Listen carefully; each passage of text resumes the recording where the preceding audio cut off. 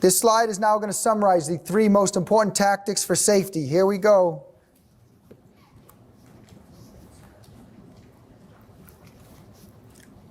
It's the immediate provision of all suspected reinforcers for the first response, problematic response to the EO.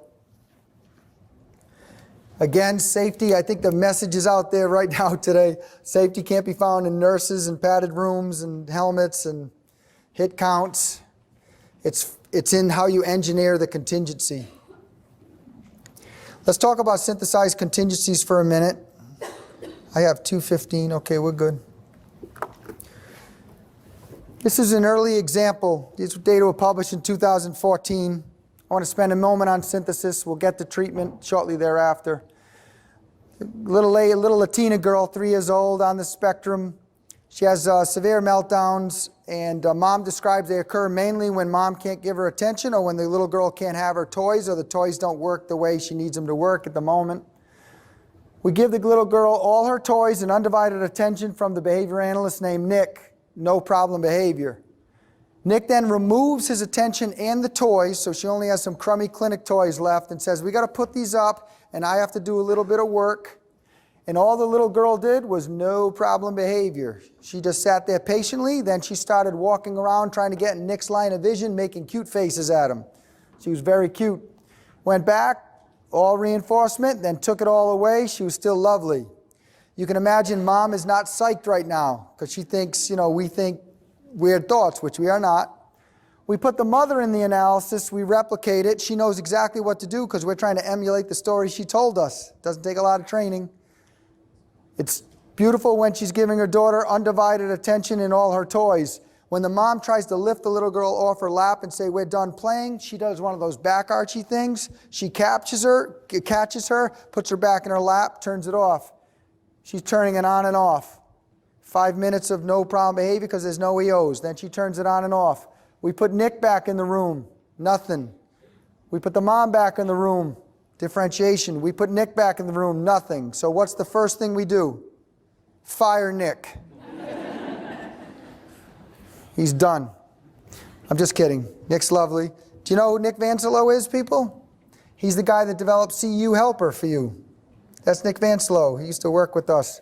He's a programmer and a behavior analyst, a real talented guy. Anyways, Nick and the other grad students were like, okay, we know that it depends on mom implementing it. That's good.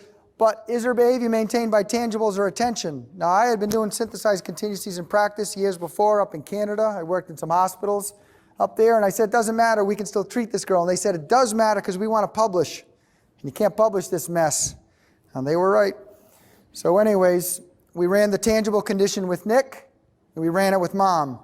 We ran the attention condition with Nick, and we ran it with mom.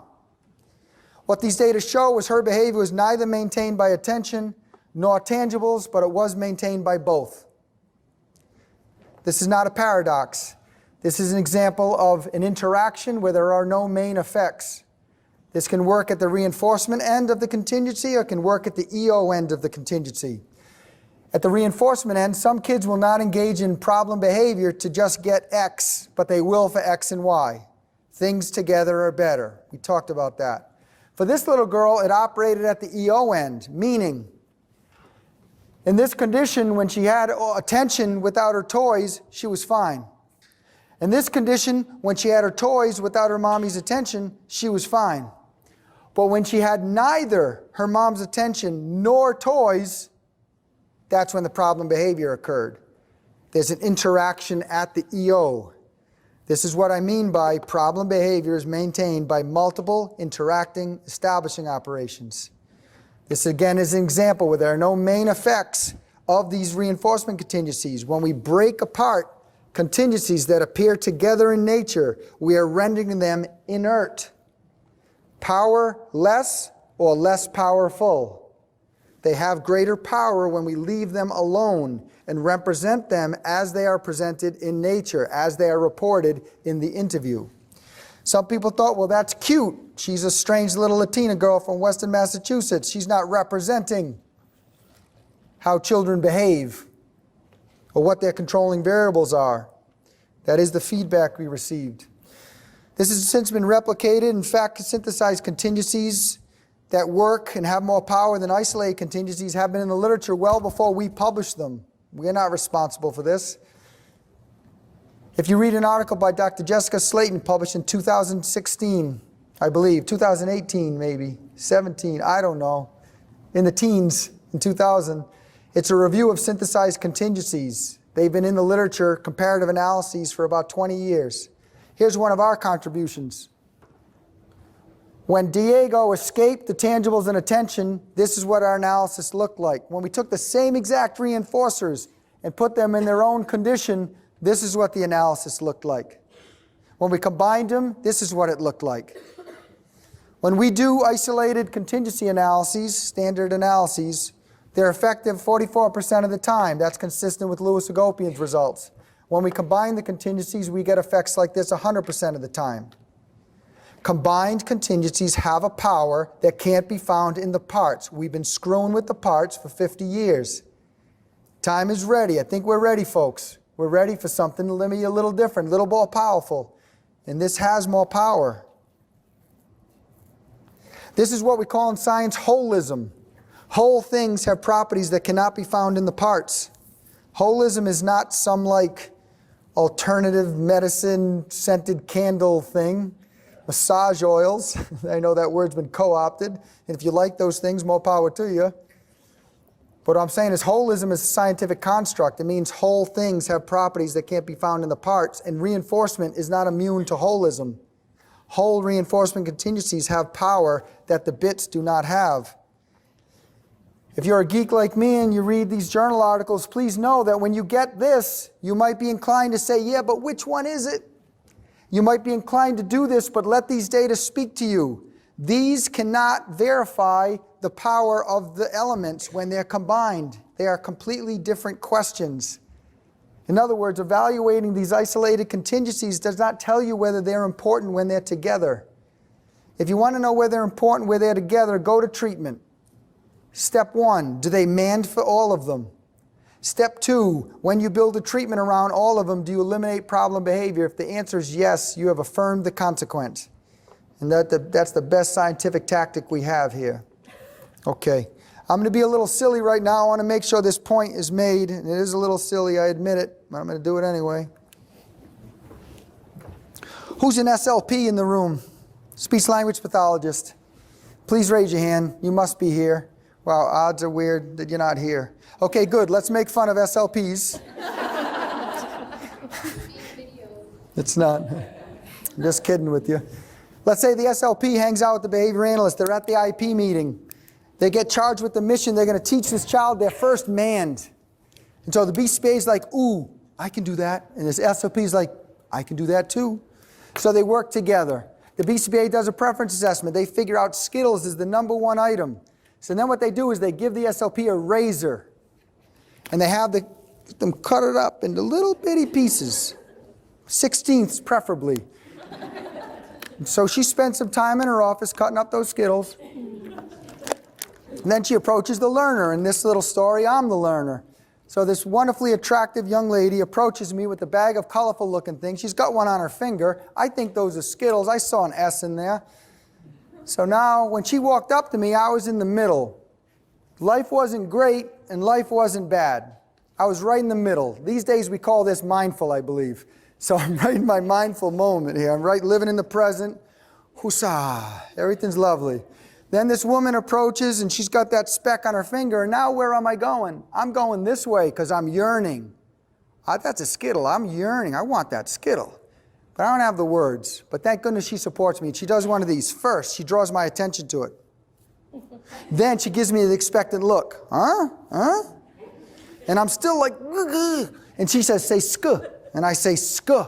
And she gives me the Skittle. Now, do I go back to here? No, I go here. I consumed it. I earned it and consumed it. So life's a little better. I was here. I was yearning. I responded. And now I've earned. That's what we call a little blue line. The EO takes you back. The response, when reinforced, takes you forward. That's the motivational distance traveled. Yeah, it's a hypothetical construct. I know. It's okay. It's just a thinking guide, okay? How about a child is right in the middle. Teacher comes in, do your math. They're not good at math. Now they're yearning. Throw the math paper. Nope, go sit in the hallway. Now they're earning. Relief. Still a little blue line. Good job. Little blue line. We usually use reinforcers that are having kids travel small motivational distances. And my biggest concern right now in our field is not about functional assessment at all. It's about these little blue lines that we are wielding, trying to create powerful learning outcomes for kids, trying to fix developmental trajectories with small distances traveled. When you use synthesized reinforcers where they stemmed from a functional assessment process or you just slapped them together from a preference assessment, I want you to see the power from the dance. Here I am right in the middle. Kid, do math. Oh, I wish I didn't have to do this. And then I see Skittles. Can I have a Skittle, please? No. Oh. Then I want some attention, but you're just talking to each other. You're not giving any to me. Oh. So now I'm going to go in my autistic bubble. Whoop, whoop, whoop, whoop, whoop, whoop. Quiet hands. Quiet mouth. Now I got my picadillos. I'm getting a little anxious. Will you please uncross your legs? Will you? Don't do it. Thanks. You won't. No one's complying with my mands. This is yearning, folks. I am a motivated mofo right now. Do you see what I'm saying? I am motivated. I'm not motivated for a frickin' Skittle sliver. I am motivated to escape, to get an iPad, to get some love, to do my stim, to get you to do what I want you to do. I am a motivated person right now. You can teach me whatever the hell you want right now. You got me. When I say my way, you don't have to do that math. Here's your iPad. Sure, I'll hang out with you. Now I'm just going to do my happy stim. Sure, man, go right ahead. Whoop, whoop, whoop, whoop, whoop. Oh, could you uncross your legs, please? Thank you so much. Look at the distance I've traveled. This is a powerful reinforcer. If you can hold it in your hand, it's not good enough. Reinforcement is a context. Reinforcement is a promise. Reinforcement is a set of interactions and materials and promises of what won't happen. That's powerful reinforcement. I'm not kidding you. When I used to go to IEP meetings and I would put IEP on the IEP, I'd put objectives related to functional communication. It is ludicrous to me now. Functional communication sometimes happens in 30 minutes. This whole process can happen between the meeting in January and the meeting in March. Why is that? It's not because kids are getting smarter. It's not because we're better prompting. It's because of motivation. We're leveraging motivation that is motivating extraordinary and severe problem behavior. And those motivations are combined reinforcers and combined EOs. That's where the power is. This isn't just for PFA. This is for learners in general. If a learner has no problem behavior in the classroom, take this note. It's what good early childhood classrooms do. Come here, kid, I'm going to teach you something. It's going to be my way. I'm going to teach you stuff. Hey, man, you just learned great. Go do what you want. That's what we call that free play. It's the difference between centers and free play in preschool, if you know what I'm talking about, if you know that world. Okay? We need to combine these reinforcers. We need kids to travel long motivational distances, and then they'll learn quick. And don't forget, there are interactions. Escape is better to something, so the line stretches even longer.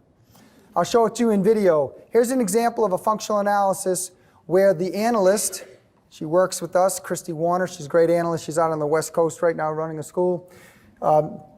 Basically, she's not going to reinforce the child's problem behavior until he engages in SIB.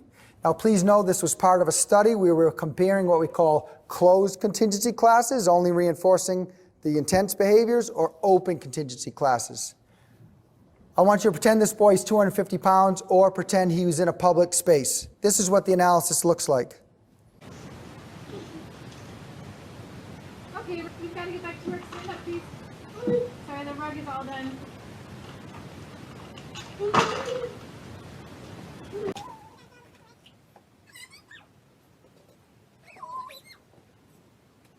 Now, a lot of you guys are going to look at this video and you're going to say, what's the big deal? That's a Tuesday for me. Yes, this just looks like an EIBI classroom. But please know, this is not televisable. This is not what we want to be known for. I've sped up the video. There's about 55 behaviors we're leaving. He's crying and he's whining. He's in distress. He's going to headbutt her knee. That satisfies the reinforcement criteria when you close the contingency down to one behavior. He does calm down. He didn't go into the emotional borderlands yet. Same boy, same analyst, same space, 5 minutes later. It's the same analysis. The only difference is she's going to do an open contingency. The first problem behavior is going to result in the reinforcer.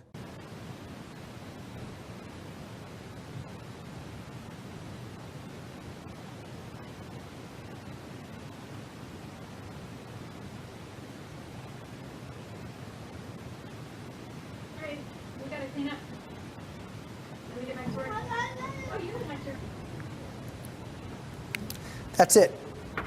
Little stomping, little whine, it's reinforced.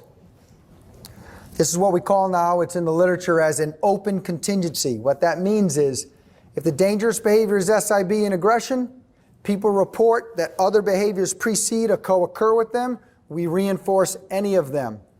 Now some of you scientists in the room may say, yeah, but if you know how to turn on and off whining, are you going to have that much hubris to say you know why SIB is occurring?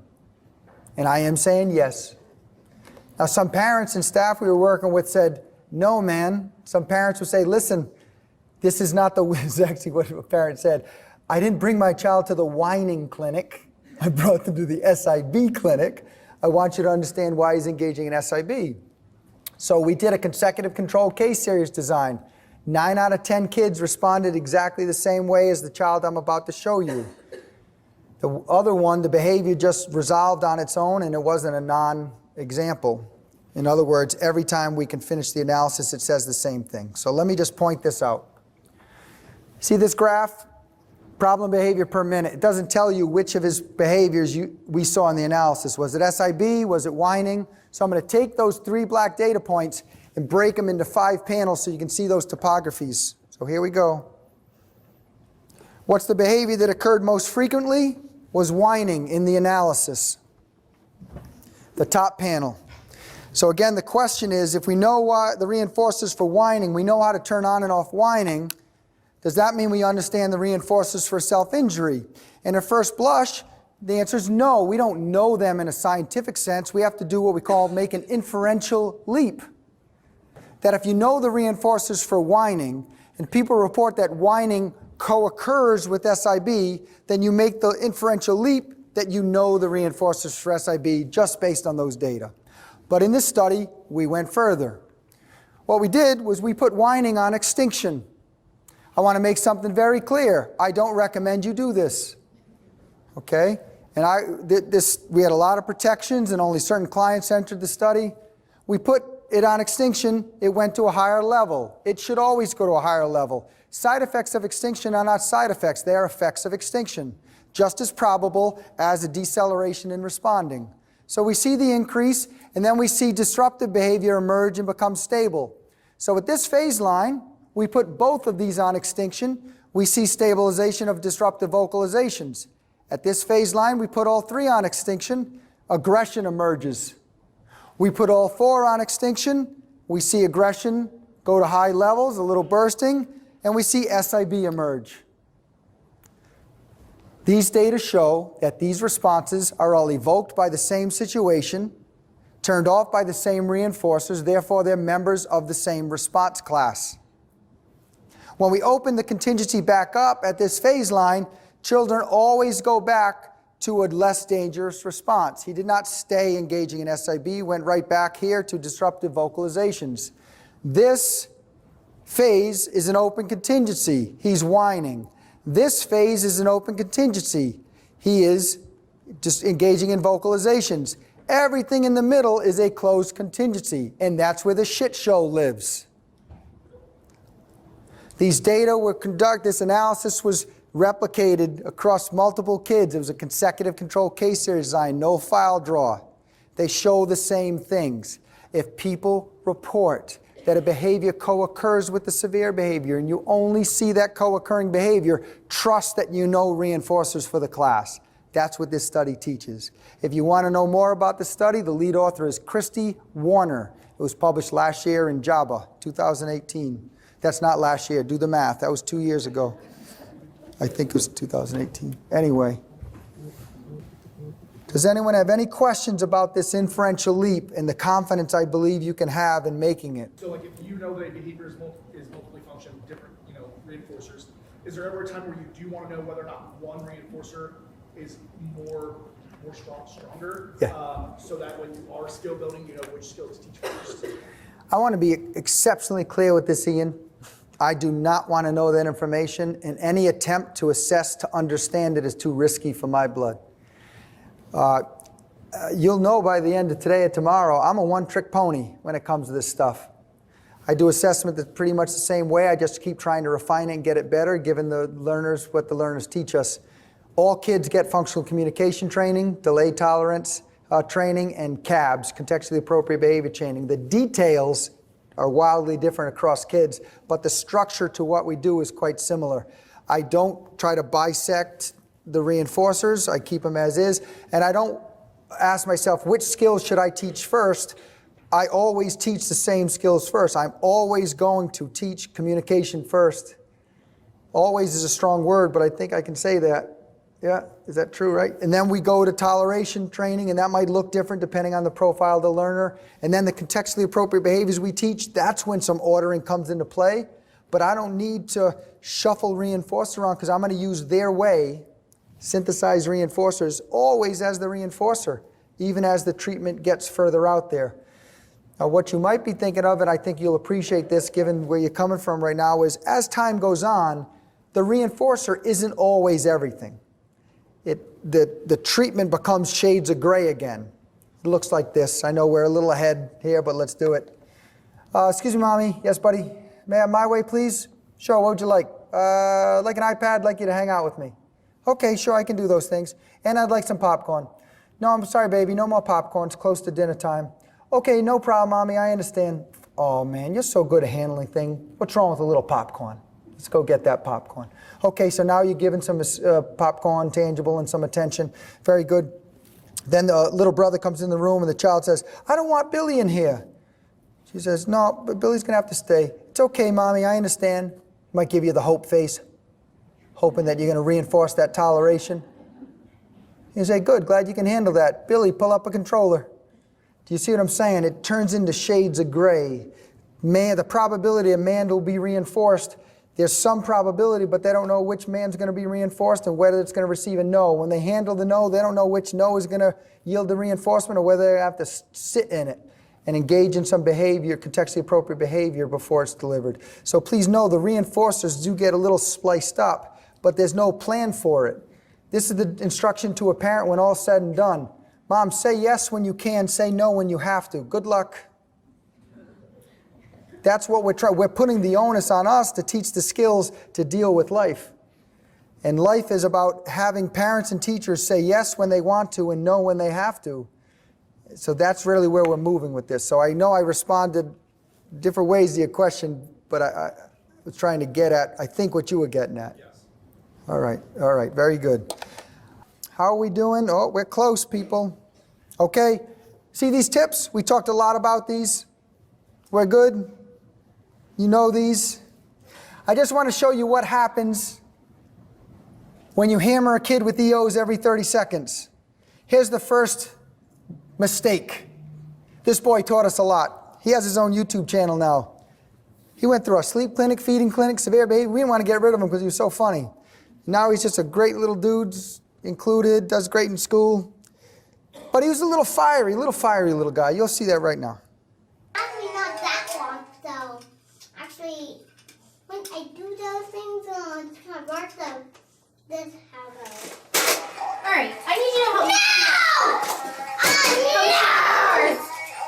Okay, you don't have to. I told you that a minute ago. So he gave us a little message that maybe EOs every 30 seconds was a little much. took like 7 kids that, language at us and complain to us and go, oh yeah, we could just slow this down a little bit. Okay. Here's another negative side effect of putting in EOs every 30 seconds. We killed them. I cannot believe you laughed at that. The last place I was at, like no one laughed.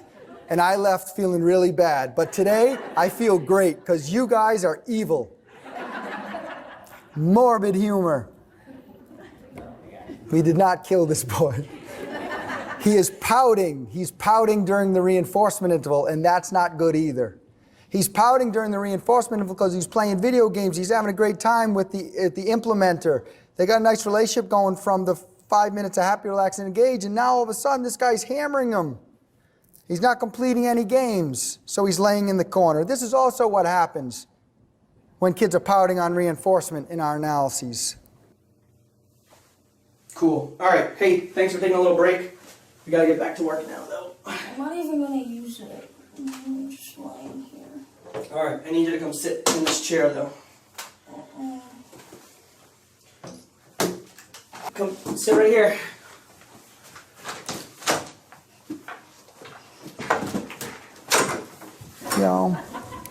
Oh, dude, you don't have to do work. Titu's trying to deliver the reinforcement. You don't have to do work and your stuff, but this boy's done. Cooked. He wants out. Now again, we see this, and for us, this is just a normal day at work. But this is not televisable. Please know the father was there and consented to all this. For him, there was no big deal. He has to do this with his son all the time. You can hang out here. You can do whatever you like. Oh. Do you want me to just like turn around? Don't talk to me. We're better than that. This is a 9-year-old kid with anxiety. He needs a coach in his life. He needs someone he can go to that can help him. This is not a great way to start out the relationship. And we could have fixed it by simply extending the reinforcement interval. We have the time, people, okay? So again, Jeffrey was the one that taught us to do open door. Jeffrey was the one that taught us to have a choice model, to have reflection periods so we could give us feedback on how we did that day. So I'll talk about that once we get to treatment. When we get back from the break, we're going to do what I think is the most fun thing of the day. We're going to learn to progress the EO. Please know that progressing the EO, as it's stated here, is important in the analysis, but it's also important in treatment. This is how you minimize prompt dependency. This is how you get independent responses to occur quickly, because you want it to come under control of the heart, not under artificial control of the situation or the prompt. It's called progressing the EO. Terribly important. So have a nice break. We'll get together at 3 o'clock and we'll practice progressing the EO. Okay, gang, we're going to get back to it. This is the home stretch for today. I appreciate you being patient with us getting to treatment. I promise we will go through treatment thoroughly. I just always emphasize that the treatment is built on a foundation, and the foundation is the PFA process. So we really want to make sure that foundation is strong. We'll get to treatment today, at least the overview of it. What we'll do tomorrow, first thing, is go through the details of the treatment, how to shape the skills, talk about the transfer process, and then we'll get to your individual clients, and we have a system to make sure you leave here with a really buttoned up plan for your individual clients. Okay, progressing the EO. It looks structurally the same across most learners. We make changes to it depending on the circumstances and the feedback children give us with their behavior. But by and large, what we're trying to do is make sure that when problem behavior occurs, it occurs under control of a signal of impending doom, not the doom itself. Speaking loosely, right? If the problem behavior occurs in the presence of the doom, it's probably going to be severe and emotional. By contrast, if problem behavior occurs under control of the signal of that, it's probably going to be a little bit more businesslike, stripped of emotion. And so we're going to talk about this progressing the EO thing now. It looks like this. And when people run analyses, they usually write it on index cards if they're doing it for the first time. We'll come over here. If this is the learner and I'm the implementer, I'm on reinforcement, I'm going to be low. The first signal I'm going to give is I'm going to stand up. Again, if someone has sight, it's going to be really clear there's a change in the prevailing conditions. Because we want this process to be generally applicable, let's pretend someone does not have sight. We give a soft clap. Okay? You can see it. You can hear it. The third step is we get close to people. We get up in the airspace, not overly tight, but just approach them and get in the airspace. And this is the time we are tall and tight. Please know, when we first started working with some of our favorite colleagues in Italy, they'd send us videos. That's our process. We could support the initial implementation, then they send videos, and they were doing other analyses. This is what they look like when they do this early on. I'm not making fun. It's a fact, and we all laugh about it. This is not what you do. Are you ready? You're cool? Are you prone to panic or anything? No? Okay. Here we go. Basta, basta! Do not do that. When I first saw the video, I also thought they were saying pasta, pasta, like manja, manja. I grew up in like an Irish-Italian area, and it just looked like that. Stop. Way too aggressive. And also, the most important thing is, when we progress the EO, we build in a little pregnant pause between each step so the child can fill it with behavior. There's no filling this with behavior. We're too fast. They don't have a chance to react. So it looks a little like interrupted, staccato. It's like boom, boom. Not this slow. I'll do it again. Ready? Pause the iPad. Pause the iPad like this. Here, you do it. I might then occlude her vision if she's passively non-compliant. Pause the iPad like this. Might guide her. So let's stop there for a minute. We stand, beat, no behavior. We clap, no behavior. We get close, no behavior. Now, the first time we do this, there'll clearly be no behavior because they don't know what that signal means yet. Okay?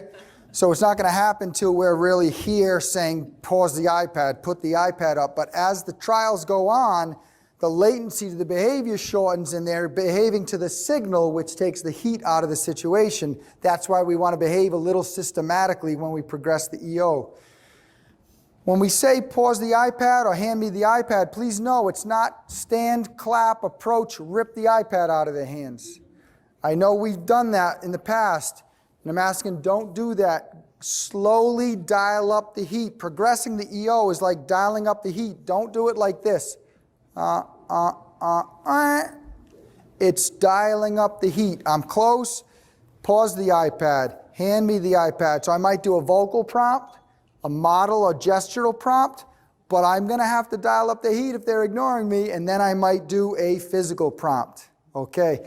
If they comply, what do I do next?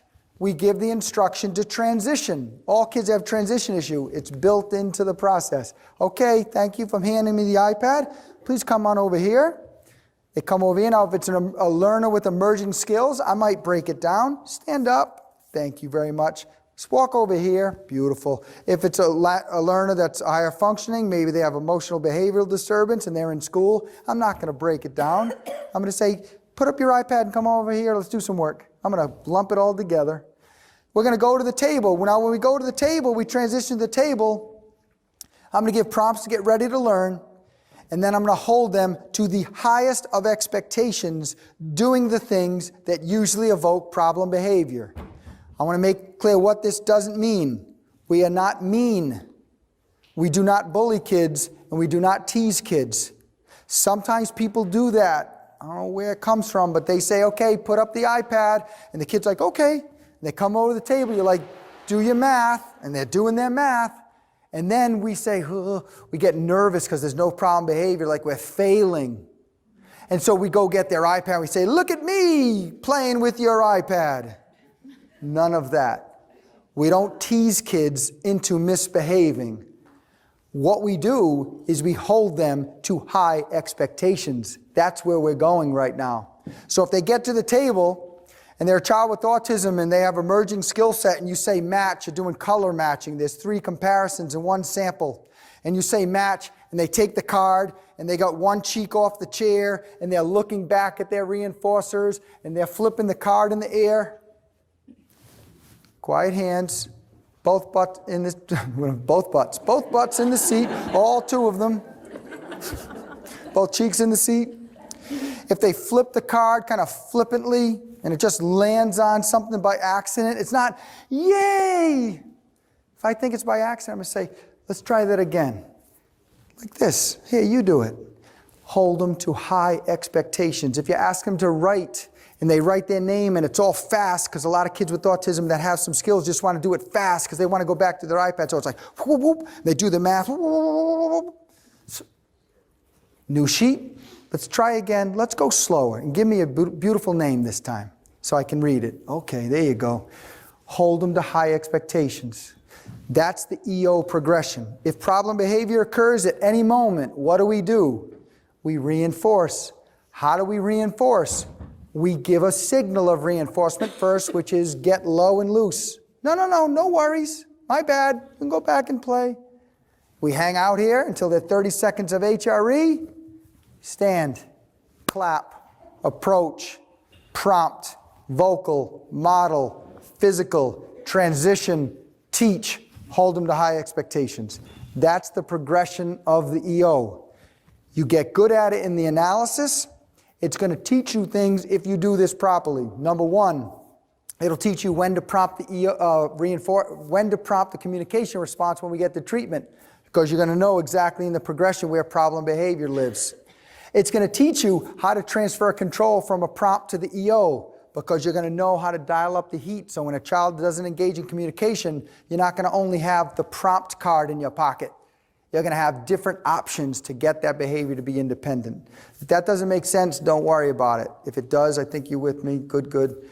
What I want you to understand is this progression is a very powerful teaching tool. It teaches kids in the analysis to behave and to behave under business-like conditions, okay, under the cues. It also helps us when we teach. So I know this is a little hokey, but what I'd like you to do is practice progressing the EO. Some of you had dessert. I saw you middle of the day banging out some cheesecake. Good for you, that's awesome. I hate the whole word diet. I eat whatever I want, okay? Just be hyper, just move. All right, that's my rule. But some of you are about to take a nap. You, for instance, you're going down, I see it. No, I'm just kidding with you. I'm just kidding. My point is getting up at this time of day is probably good. So what I want you to do is just get a partner. If you don't want to do this, it's cool. I'd never make people do stuff, okay? But I would recommend you get up and practice progressing the EO and see if there are any questions with doing this, okay? Imagine the learner you're going to talk about tomorrow, progress the EO for him or her. Okay, good luck. I saw people teaching each other. Let me reveal a couple things that we discussed. For some learners, wandering is the reinforcer, remember that. Or just engaging in STEM. So it would be stand up, it wouldn't be stand up because you'd be walking around with them. All you do is you just get in front of their line of vision, you kind of cut them off. Go that way, please. Or you cut them off and say, okay, quiet the hands, turn that way. So sometimes the progression of the EO does look different. I'm just giving you the base package, if you will. You got to individualize it for particular learners. Second, we had a discussion here about, well, say you say the traditional put down the iPad and they go, and push on you. And there's nothing in the code says this behavior. What do you do at that moment in time? You reinforce it. Do not let the code dictate your behavior. That's not good. That's why we videotape it. We'll change the code. If it gives you, he or she gives you any indication that this is a behavior that's en route to something more severe, I strongly encourage you to reinforce it. Now, some kids will engage in behavior that's a little fuzzy, a little vague. It's not very discrete. I suggest you do not reinforce that and you simply progress the EO. Remember, every time you reinforce is an opportunity for you to teach the child that their behavior has power. If you delay that reinforcer or delay a vague response, you lost the opportunity to teach.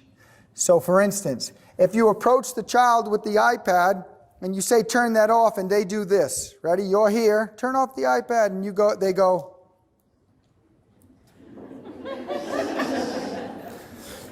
I wouldn't reinforce that, because if you go, okay, no, A, they didn't see you. B, they don't know what behavior resulted in that powerful outcome.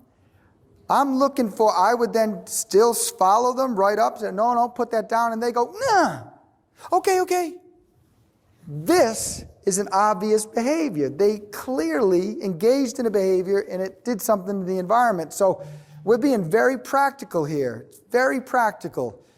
We want to reinforce a behavior quickly because we don't want it to escalate, but we also want to teach them that their behavior has power. So passive noncompliance, for instance, would never be reinforced in this process because it doesn't teach well enough, if you will. Okay, yes ma'am. Have you ever had an instance where it's not so much in control of demands or being interrupted or something, but more socially mediated, like they're simply taking a toy, so they're okay with the adult taking the toy, they're okay with demands, but they're simply takes the toy away, and so like, just in terms of setting up those kinds of things. I want to be clear, when we talk tomorrow about what context we build the analysis around and do treatment for your clients, we're going to talk about what's called the 2 C's of context. The 2 C's of context are, you want the context in your analysis that's going to guide your treatment to be challenging, and you want it to be convenient. When people say things like, well, he does this thing in the shower and it's so dangerous, or it's at church, or it's in a van ride, or when his brother does this, that's all what I consider generality context. I'm going to work on that later. Every kid who has problems in those little particular situations also has problems elsewhere. And so it's a balancing act. I want it to be the most evocative context. Reason being, if you teach where the fire's burning the brightest, you're going to get generality largely for free. If you teach where the fire's burning here, but there's a more evocative context, you're going to have to teach those skills there. Generality doesn't go uphill here. It goes down. But if this is way inconvenient, it's in the shower, in the van, or involves their sister, then I'm going to teach here. And I know when I transfer, I'm going to have to do a little more teaching. I got no problem teaching, going and taking the skills in church, but I'm not going to do shape in church. I'm going to transfer to church. I'm going to maintain in church. Okay. Okay, very good. Excuse me. Okay. Here's that graph. Remember I told you if you do the app, you're going to get a graph back with an Excel sheet. It looks like this. This is the graph we'd use now. Dr. Camilleri made this graph, so if you like it, let him know. If you don't say anything. Because that's how it works. Let me tell you the story through this graph. If the line's up here, it means they were happy, relaxed, and engaged. If it's broken, it means for whatever reason they were not. If problem behavior happened, the diamonds are different on this one. If problem behavior happens in reinforcement, you'll see it high. If it happens in the EO, you'll see it low. If the problem behavior was minor, it'll be open. If it was major, it'll be closed. Dangerous, non-dangerous. You'll notice this child's in reinforcement. This is a young adult for whatever, let's say 20 minutes. I don't know if these are real data. Are these real data? Okay, they're not real data. This is all made up. Child's in reinforcement for 20 minutes. The metaphorical child. The EO is put in place, but it does emulate patterns we see. We see a lot of problem behavior here.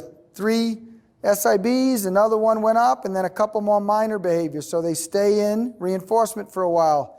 They get back to happy, relaxed, and engaged. EO's put in, a few less behaviors. For whatever reason, they were leaving the room. We're not getting happy, relaxed, and engaged. Once we get it for a bit, EO gets put in. Now we have learning. Okay, this is how we show the data now. If you use the app, this is the graph you get. We like these data because it shows us about the shape down, it talks about latency, and it tells the story that we want to know about when we do analyses. Last bit, everyone has the authority to terminate the analysis. If you go back and do this in a school, and someone walks by, the vice principal, they don't know what you're doing. They're like, what are you doing with that kid? Why are you doing that? That looks weird. Stop, terminate the analysis. If the child wants to go back to the classroom, terminate the analysis. That's good data. Child should never want to go back to the classroom at the very beginning. This is the greatest room you ever set up for them. Okay, so it's not the greatest if they want to go back or we didn't interact properly. So please know, everyone has the authority to terminate analyses in this system. Okay. This is a thinking question now. What are the hallmarks of an effective analysis? Think about that. There's more than one, and there's different pathways to success in this PFA process. So what are the hallmarks of an effective analysis? Think about that. And let's answer. You got a quick answer. Let's do it. So if you're able to manipulate the EO to turn the behavior on and off successfully at the, not the serious problem behavior level, but the one that's less problematic, and that the child wants to go into the room that you're setting up if you're not getting that wanting to leave through the open door part. That's a comprehensive answer, and it's all good. Number one, that's an awesome answer. Thank you. Number one, they go to the room and they don't want to leave. Perfect. Number two, the EOs turn on behavior and the reinforcers turn off behavior. Number three, the behaviors that get turned on are initially or at least eventually of low intensity. Those are all good indicators of successful analysis. Our mission is indeed to turn on and off behavior. There are a couple other things, but you got it. So let's go through those couple other things. A, they want to stay in the room, but B, when they're in the room, you achieve HRE. Please know that that is our second goal. First goal, they want to be there. Second goal, HRE. Our initial mission is not turn on and off. Then there's this mission, turning on and off. Notice the difference in syntax here. Problem behavior is turned on sometimes. Problem behavior is turned off all the time. That's a successful analysis. If you can't turn problem behavior off, we have a fundamental lack of understanding, and we need to do some more work, some more interviewing, ask the parent or teacher what we should do differently. When we turn it off, they should get back to happy, relax, and engage. I showed you those videos. Some kids hold a grudge. If they're holding a grudge, don't put it on them. They're cranky pants. It's not them. It's us. Let's change our procedures. Then we ask these questions. Was it safe? What does that mean? Did the child get hurt? Did the implementer get hurt? Did property get destroyed? If it did, reflect on that about what you could have done differently so you can get better at this process next time. What I'm doing right now is in your packet. It's on the very back of the data sheet. Don't lose the opportunity to be what I like to call a reflective practitioner. When you have done the analysis, take a moment with your team to reflect on it. Was it safe? Was the child happy, relaxed, and engaged? Did we turn it on sometimes? Did we turn it off all the time? Was it televisable? Would we be proud for this video to be leaked to the evening news and spread about our communities? Would your significant others think you did a great job at work? Would they be proud of you? I like to think about my grandma. Would my grandma see me do this and say, wow, my grandson's a good kid. He was a knucklehead for all the years I knew him, but look at him. That's what I'm thinking. Third, did the problem reduce in intensity and hopefully latency from the EO? This last one's a wish list item. Sometimes behavior gets overly controlled in the process. In other words, it happens at time C and it just sticks to time C. Okay? No worries. It's a wish list item. This is a typical successful analysis. Please know, sometimes the analysis will look like this, though. You get happy, relaxed, and engaged, and then you put in the progress the EO, and the child's like, okay, I'll pause my iPad. Where do you want me to go? Certainly, sir. They're going on there matching. Now, here's what happens. Teachers are mad now. They're like, look at their kid. Some parents are like, no one believes me anymore. Ted Carr is one of my heroes. He passed away a few years ago. Ted Carr wrote Motivations of Self-Injurious Behavior in 1977. Brian Awada made the standard functional analysis from the article in large part that Ted Carr wrote. Ted Carr also popularized an intervention which was called many things since, but it's like embedding. If the child has trouble during reading, find a great play space, get everything lovely, and then insert some reading trials.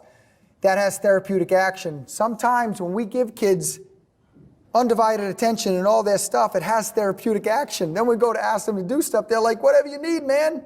You gave it up to me, I'll give it up to you, it's all good. That's what it looks like. Don't get upset, it's okay. Please know, if you hold them to high expectations and what you put on the table is not some pegboard BS, not puzzle pieces that anyone could do, but is truly stuff that is in their IEP at the hard acquisition end of things, and they do all their work, and they do twice as much work as they normally do, that's a good day. Celebrate that. And stay in the analysis, because here's the deal. After you do that once, and they do twice as much work at high expectations, and you say, that is awesome, let's go back to your way. And then they're happy, relaxed, engaged for 30 seconds, and you say, excellent. Put that down, let's go back to the table.